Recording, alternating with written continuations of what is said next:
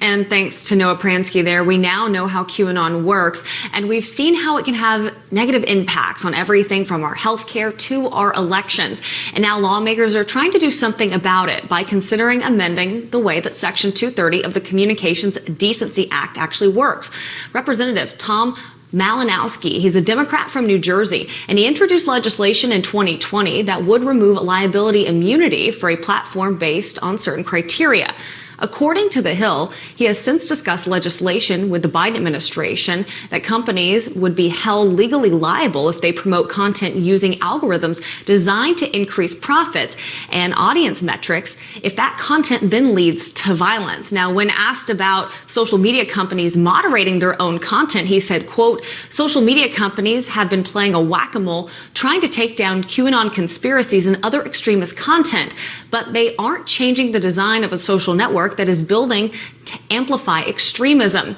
But he's also found himself on the receiving end of digital extremism. According to the New York Times, supporters of QAnon began to target him after he led a bipartisan resolution condemning the movement, and an ad falsely claiming that he worked to block a provision that would have expanded registration requirements for sex offenders, and death threats as well as harassment then followed. The whole thing really is complicated, but it basically comes down to misinformation resulting in real-world harm. So we are bringing in the former Assistant Secretary of State and the current representative for New Jersey's 7th District, Tom Malinowski himself. Thank you so much for taking the time to join us here, Tom. Let's start with QAnon. Now, we've seen social media companies take action against the fringe group, but what else actually needs to change?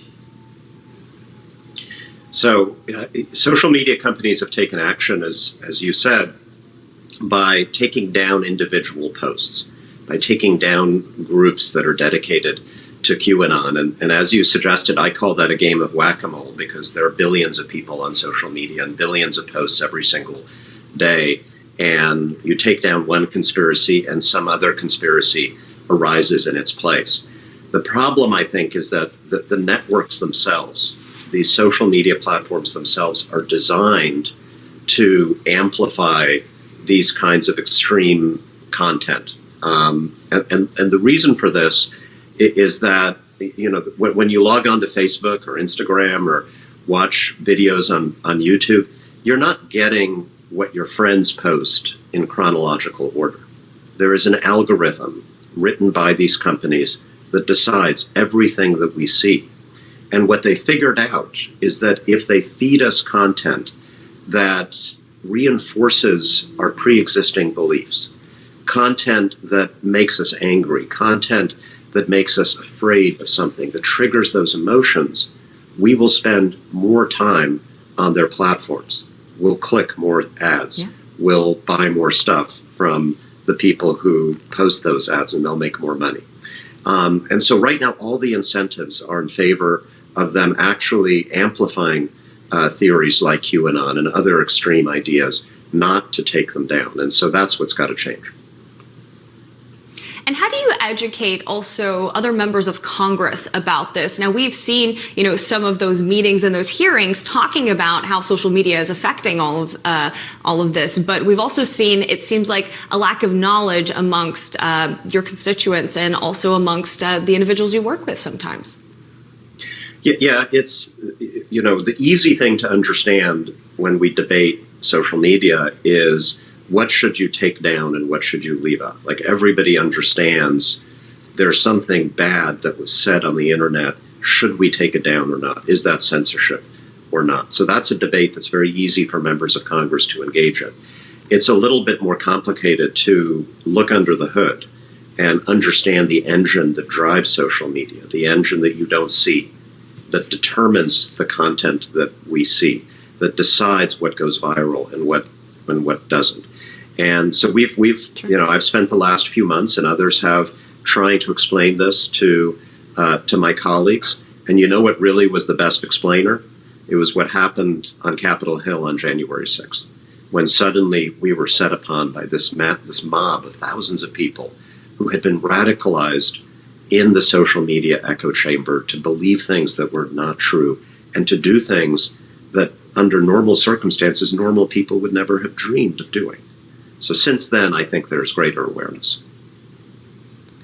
It's good that there's more awareness, but it's also bad that it had to come to that point. I also, for a second, want to talk about you and the threats that you received and the push for change. How did that affect you personally?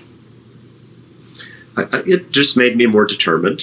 What happened was last year, I sponsored a resolution in the House to condemn QAnon. Really simple, just to say this is bad. And the key was I wanted to get Republicans as well as Democrats on board, and we were successful. Only 17 members of the House voted against it. Overwhelmingly, we came together. But while that was happening, I was also running for re-election in a really close race in New Jersey, and the Republicans who were running against me ran an ad that basically played to the QAnon conspiracy theory, trying to link me to pedophilia and child sex trafficking. And everybody said it was crazy and false, but it didn't stop them from hammering that message. In 2017, it's a design boutique firm. And then eventually, QAnon itself put these things together. And there was a so-called Q drop, which is what you call an actual post by the Q entity, this mysterious figure supposedly behind QAnon. And that post basically said, hey, look, this is the congressman who's leading the charge against us. And at the same time, he's linked to the conspiracy. And how do we know?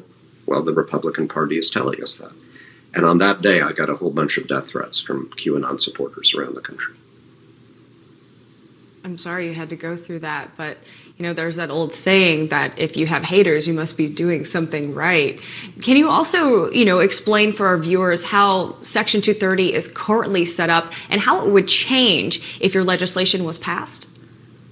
Sure. So Section 230 was adopted in the early days of the internet, before social media. And the idea was that if you own a website, people then post stuff on your website. You're not responsible for what they post. Your website is kind of like an old-fashioned community bulletin board where people tack a message on, and all you are is the company that provides the bulletin board. And so it says Facebook, Google, Twitter, they are not legally responsible for what you and I post on their websites.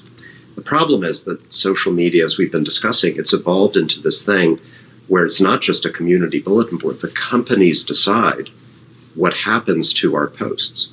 The companies decide what goes viral. They decide how to amplify and promote that content. And so what I'm saying is you are responsible for the consequences if you're writing these powerful algorithms that cause this information to spread. So what we are saying, we're not eliminating Section 230. I'm not trying to kill the internet. What we're saying is that if you are using your algorithms to promote content that is later linked to an act of violence, an act of terrorism, a violent hate crime, like what happened on Capitol Hill on January 6th, then the victims can sue you. And what that hopefully will induce is decisions by these companies to change how they design their networks so that they can protect themselves against lawsuits. Well, Tom Malinowski, thank you so much for taking the time here to join us on NBC LX and really dive in and explain this for our viewers. Thank you so much.